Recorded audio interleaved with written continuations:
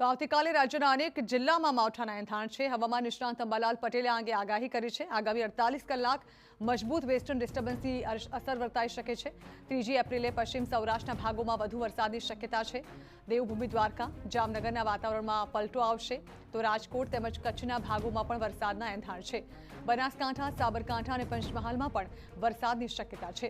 40 kilometre પ્રતિ કલાકથી વધુ ઝડપે પવન ફૂંકાઈ શકે। તારીખ 3 સુધીમાં પશ્ચિમ સૌરાષ્ટ્રના ભાગોમાં ક્યાંક વધુ વરસાદ થવાની શક્યતા રહે છે। દ્વારકાના ભાગમાં હવામાન પલટા છે। જામનગરના ભાગો આ ઉપરાંત લગભગ ઉત્તર સૌરાષ્ટ્રના રાજકોટના ભાગો અને કચ્છના ભાગોમાં હવામાનમાં મોટો પલટો આવશે અને વરસાદ થવાની શક્યતા રહે છે। પ્રી મોન્સૂન એક્ટિવિટીનો વરસાદ આ ભાગોમાં વધુ થવાની શક્યતા રહેશે, પરંતુ ઉત્તર ગુજરાતના કેટલાક ભાગો અને બનાસકાંઠાના ભાગો, સાબરકાંઠાના ભાગો, પંચમહાલના ભાગોમાં પણ તેની શક્યતા રહે છે।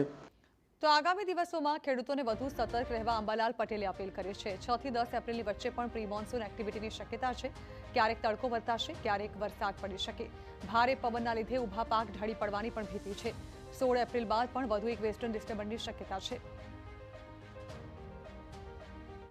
7 થી 10 કે 12માં બીજો એક મજબૂત પશ્ચિમ વિક્ષોભ આવશે, તેની અસર પણ ગુજરાતના ભાગોમાં થવાની શક્યતા રહે છે।